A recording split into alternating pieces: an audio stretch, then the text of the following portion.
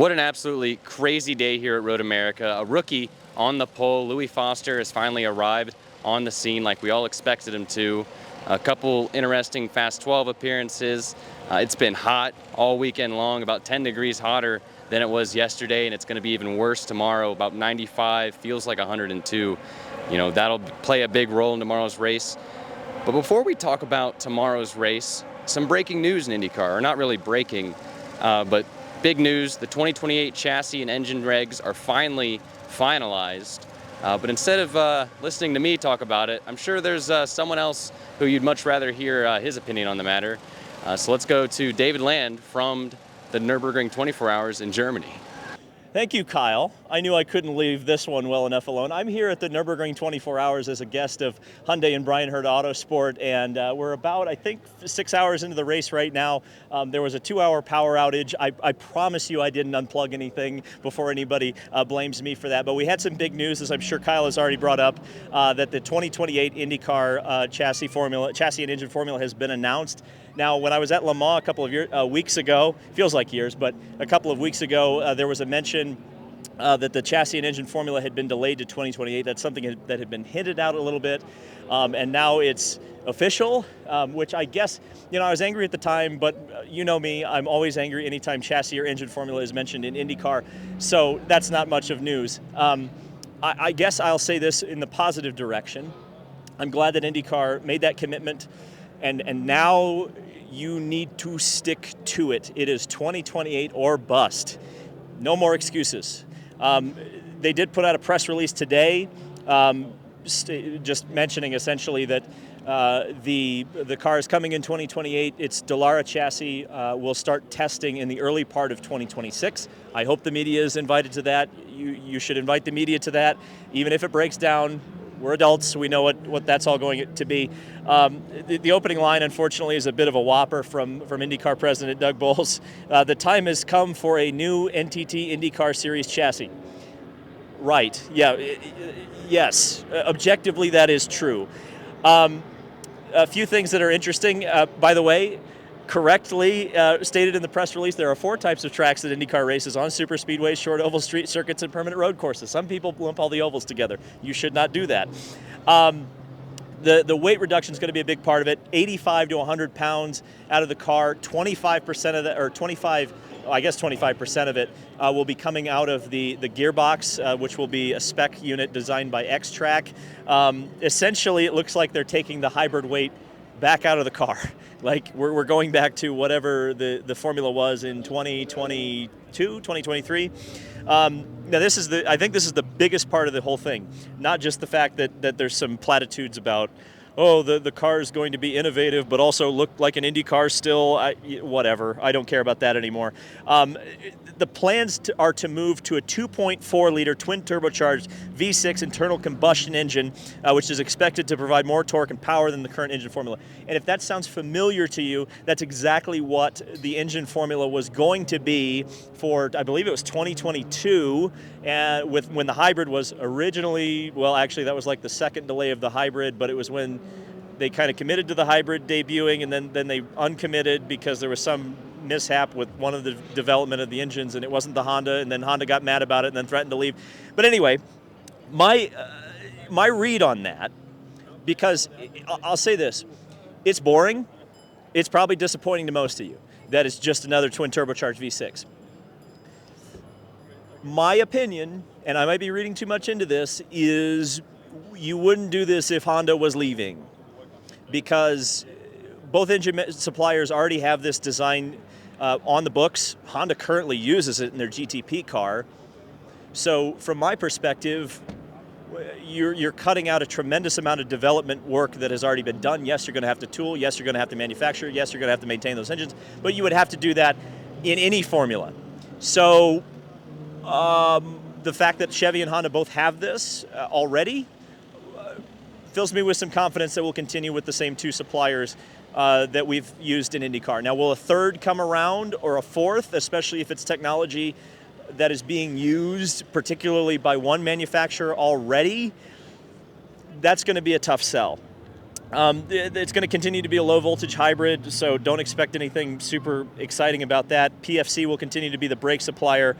Safety will continue to be the focus. We know about that. And then there's a bunch of talk about the growth of IndyCar, which, by the way, the TV numbers have been good. So shout out to Fox. They've been doing a great job. So, I'll have a lot more thoughts on this as time goes on. I think the biggest point about this is the return to the 2.4 liter engine formula, something that both manufacturers have spent a tremendous amount of money and got virtually nothing out of.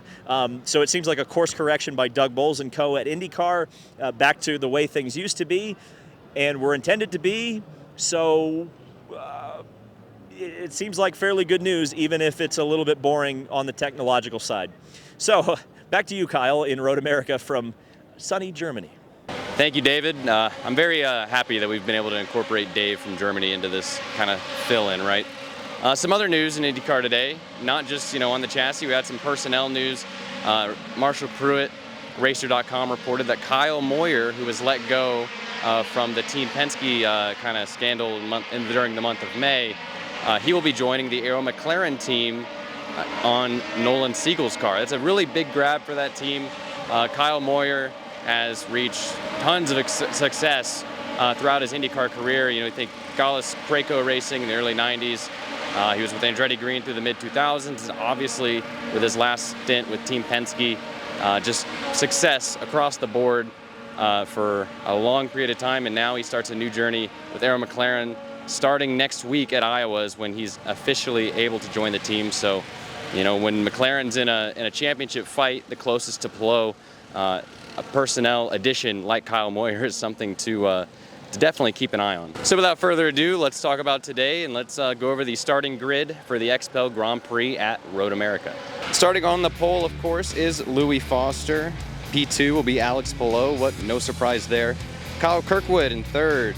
Kirkwood and Palou starting second and third together. That should make for an interesting battle to watch throughout the race. Scott McLaughlin in fourth, kind of coming back after the rough season he's had.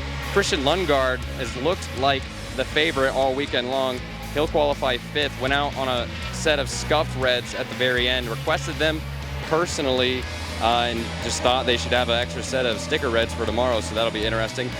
More tire shenanigans. Graham Rahal, third consecutive Fast 6 appearance on a road course for Graham, but when we got to the Fast 6, he did that lap on a set of primaries, so not opting to use the reds in the final Fast 6 session, so that'll be interesting to see what type of tire strategy Graham will go with. Dave Malukas continues his impressive qualifying streak here with a P7 starting spot. Will Power in 8th, and how about Callum Ilott, P9? The first time Prema has made it to the round 2, the Fast 12, and he starts within the top 10 in 9th. Joseph Newgarden in P10 almost got bumped out in Group 1, but Scott Dixon got a penalty, which then let Joseph back in. He'll start 10th.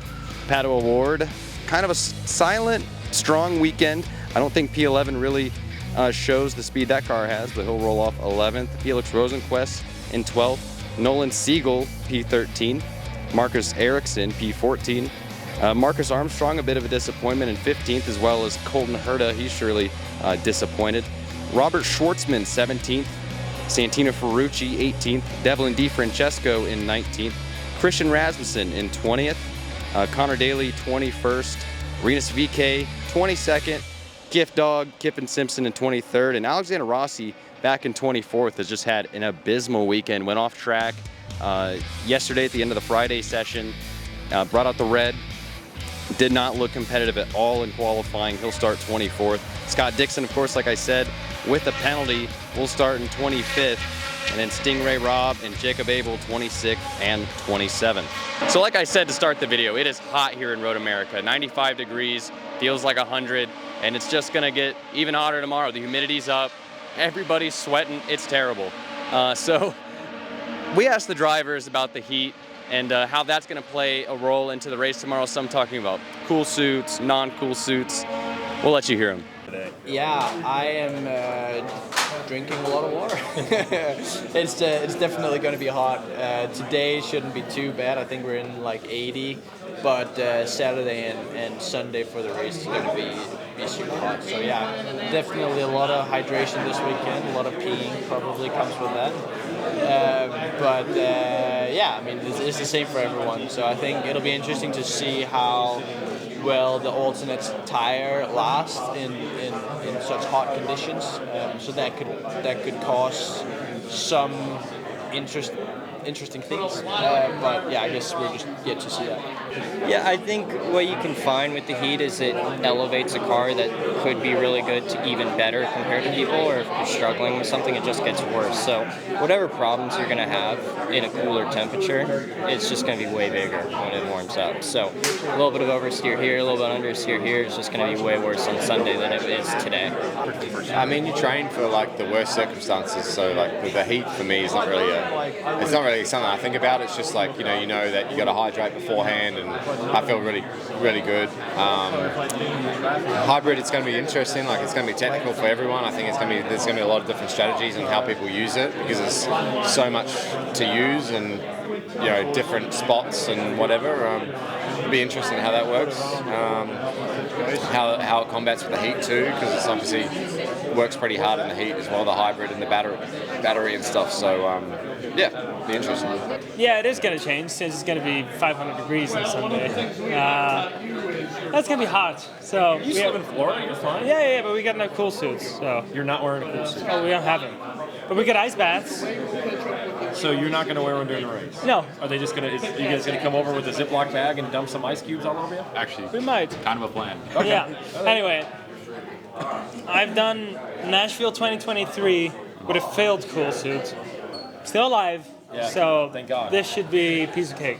Yeah, especially the wind as well. Like I think the wind is gonna pick up a lot tomorrow, and then stay like super gusty for qualifying in the race. So that's not gonna be easy. But yeah, I think the heat is gonna be good in a way, like just making it tougher on tires and following cars, and it's just gonna make the race tough. It's a different type of heat than thermal, in my opinion. So I expect that the changes that Chevrolet has made will be good. Cool suit might be actually the first time I've used it in a few years. So yeah, this place when it gets hot, it gets steamy. So you want every advantage you can. Even though it's a long lap, this can be a very physical track. So we'll see. So it's definitely a hot one here in Road America, and it's certainly going to be a hot race. Tires, I think, are the big question mark right now. A lot of strategy being played in qualifying. Only 3 cars in the first group went reds in the session, just trying to conserve their sets of tires. Obviously, like I said, Lundgaard used a scuff set in the Fast 6. He'll have a sticker set to use tomorrow. Nobody really knows how long the reds will last. I think that's the big question mark. Lundgaard this morning on the broadcast, the Fox broadcast, said that the primaries remind him of the thermal tire. I think it's a very similar tire that Firestone brought, and the conditions are very similar to thermal, which again is a place that Lundgaard was strong at, so it's no surprise that he's strong this weekend. But yeah, Lundgaard said that tomorrow morning during the warm-up is really probably when they're going to run the alternates on a long run and see what they can do. So it's Saturday night going into the race on Sunday, and we don't know how long these reds are going to last. Ferrucci says that he thinks it's going to be a red race. I think that makes sense. And yeah, I think there's a lot of question marks on what's going to happen tomorrow. I think for sure, let's get into some predictions. First time predicting the winner as the sole kind of predictor here on David's channel. I think Christian Lundgaard is going to be I think that's Pelot's biggest enemy right now. I think he's had the strongest pace all weekend. Sure, Kirkwood is starting behind Pelot in third. He'll be right there. He's the only other guy who's won a race. But I mean, 2 rookie pole sitters in 2 years. Lundqvist last year and Foster this year. We'll see how Louis does, but I think the favorite is still Pelot. But just because I don't want to pick the easy pick, I'm going to pick Christian Lundgaard to win this race. I really think this might be time for him, and I think over this summer stretch, as we get into Toronto, where he's won before, is going to be where he's finally going to get that win. Don't forget to go over to Gutswear if you're at the track this weekend, or you can order them online as well to get your David Land shirts. I got mine on today. I went and saw Tom over at Gutswear today and saw the shirts for sale, so they're still available, and make sure you come get one. Race tomorrow, 1:30 p.m. on Fox. That is 1:30 Eastern, so 12:30 Central. It's going to be a crazy one. Thermal was crazy, and that was thermal. For all the thermal haters, this is pretty much going to be the same race strategy-wise, but on Road America. So we'll see where that goes. So thank you guys so much for watching. This has been Kyle Cuthbertson filling in for David Land, and we'll see you in the next video.